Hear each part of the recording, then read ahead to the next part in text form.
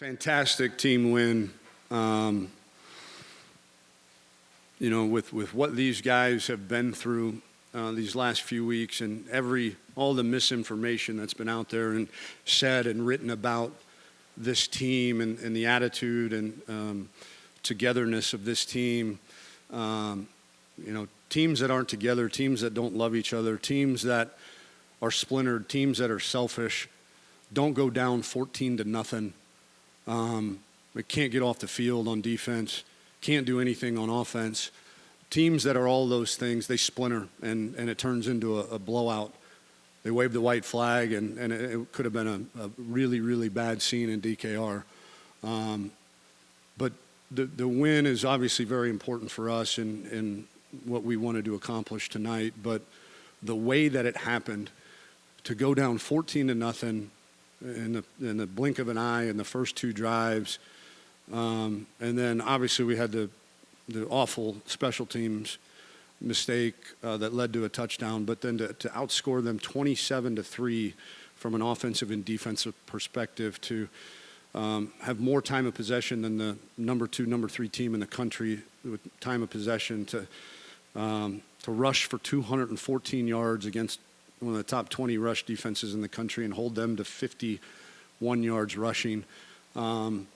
Teams that don't believe, teams that don't have confidence, teams that aren't together and play for each other, that doesn't happen. And so obviously extremely proud of the win, but definitely more importantly, the things that this crew has been through these last few weeks, to overcome what they overcame, it was special. And I'm really proud of them. Obviously, we put ourselves on the ropes, and we took a step towards swinging and clawing and scratching our way off. But we know we've got to go on the road this week and continue to try to get off the ropes. But doing it with this level of confidence helps.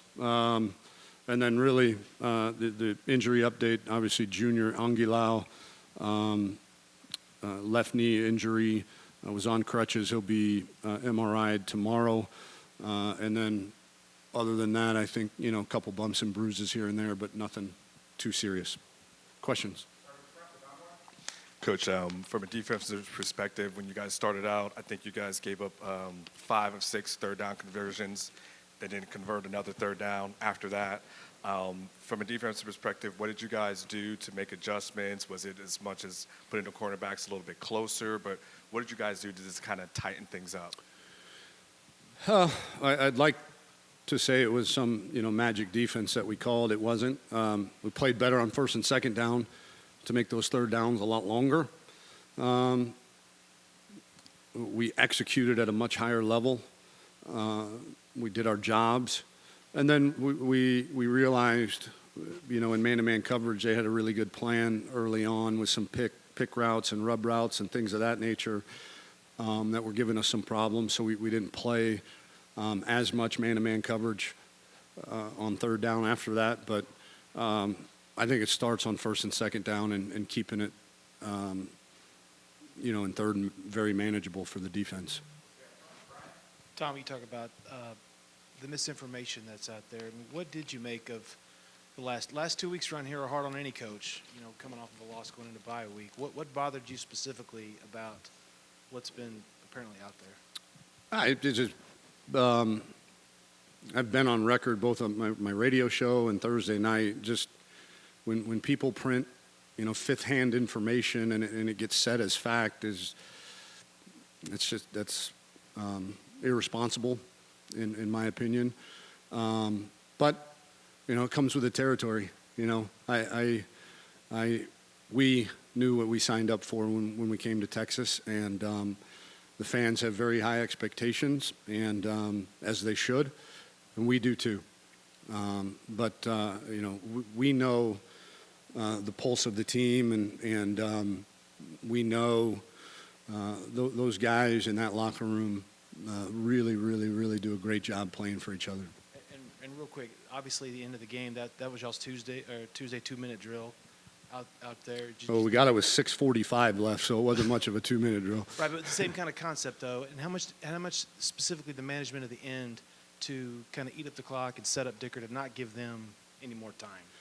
Yeah, I was, again, we pride ourselves in our clock management. I think you've seen that time and time again. I said the gods were kind of shining on us that we lined up in an illegal formation when Sam scored, because that probably wasn't the prudent thing to do. I got talked into it by the O-line and Sam, but to be able to milk that thing all the way down to 3 seconds with the kicker and unit that we have, it was, again, to take possession with 6:45 in a tie ball game, and then with a win and with double zeros on the clock, 13 plays and 67 yards later. That's pretty impressive. Tom, just your thoughts about a guy like Denzel Okafor having to come off the bench in the second half and just how he played after, I know he's played in each game, but not playing as much as he did today. Yeah, I don't know specifically how he played as an individual. We have a tremendous amount of confidence in him. He's been our sixth guy all year, but I do know we ran the ball really, really well in the second half, and I'm sure he had a lot to do with that. Tom, any tweaks on your defense? It looked like Malcolm Roach was at linebacker a little bit and covered a running back on a wheel route, and the fact that you didn't get beat, your receivers didn't get behind y'all. Not really. When we've been in base, Malcolm's been our boundary linebacker. So when they're in 12 or 21 or 22 personnel and we're in base, he stands up, and that was the personnel group they were in. So that's been pretty standard all season. And then, no, I don't think we did a whole lot from a don't let them get by you perspective. We played better technique. We mixed the coverages up really well, and we did our job. We played our assignments much better than we have in the last few weeks. Say it again. I think probably you're referring to the end of half drive that they got the ball with a minute and some change left, and I think the prudent thing to do was not get beat deep, and we didn't surrender any points on that drive. So other than that, I think they completed a couple hitches, and the bubble fits we got to do a better job on. With our corner coming up, we let the ball get outside of us too much, but other than that, I thought our guys, in the back end played pretty well. Coach, we can't leave here without talking about Ingram's play. Obviously, he looked like the best he's been all year, a little bit of a combination of the quickness and the patience that you've been asking for him. I mean, he was really the guy that you were looking for tonight, wasn't he? Yeah, and I think you hit the nail on the head in terms of patience. We knew how explosive he is when he accelerates, but you got to let the things develop. You've got to, and he didn't always. I think the one thing with a running back, you've got to make a decision. You got to live with it full freaking speed, and there were times in the past where he'd make a decision. Oh, that wasn't exactly what I thought it was, and then it was try to bounce around and make something else happen. And he didn't do that tonight. He made a decision, and once you make that first decision, it's your job to make it right, and he did that. And I think he's playing with a lot of confidence. Right? He's 230 pounds, guys. I don't know what he played at last year, but he's a lot more confident in his body. He's a lot more confident in his strength and his power. And he's, the last few weeks, he's been playing at a really good level. Yeah, Tom, when your struggles happen, you look to your leaders to come through. You had Devin Duvernay, Colin Johnson, and then Brandon Jones with that big punt return. Talk about what those guys brought during that bye week and how they performed today. Yeah, I mean, you always want your best players to be your hardest workers, and that's pretty common around here. the guys that work their tails off and not only lead, but lead by example, are some of our best players. And they came through and really, really, in this game, certainly. But the guy that gets overlooked is Malcolm Roach. You know, he lived in that backfield, and, man, you should have heard him pregame, halftime, on the sideline.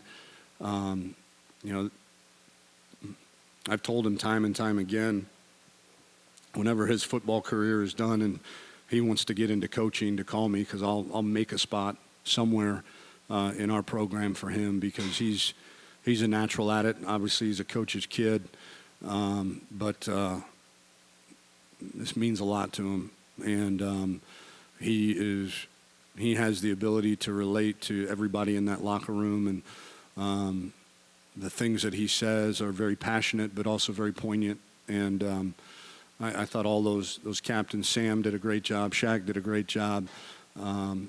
You know, and when they come through and they play well in big games, I think it's a great example to the rest of the team that, hey, maybe there is something to this, you know, working hard and grinding all the time and staying out of trouble and all that stuff, that really, really good things happen to guys that do that. Thank you. Oh. Hey, just playing off a Seth's question real quick. Brandon Jones, can you just talk about his bounce back? I mean, he misses 2 tackles that, you know, eventually results in touchdowns, but he also comes back and plays solid and has that big punt return that leads to another score. And I believe that was him that forced the fumble too, right, on that. So, yeah, you're going to miss tackles in space. It happens. And we try to make sure that our guys be aggressive. You know, we don't want them breaking down, stopping their feet, and getting juked, if you will. So we take our shot, and we trust that there's 10 other guys that are going to rally, and if I miss, then these 10 other guys are going to get him on the ground. And I can't say enough, you know, for him to not lose any confidence. He played fast. He played fearless tonight. And then obviously the punt return was huge in terms of a swing in field position, and obviously set up a touchdown.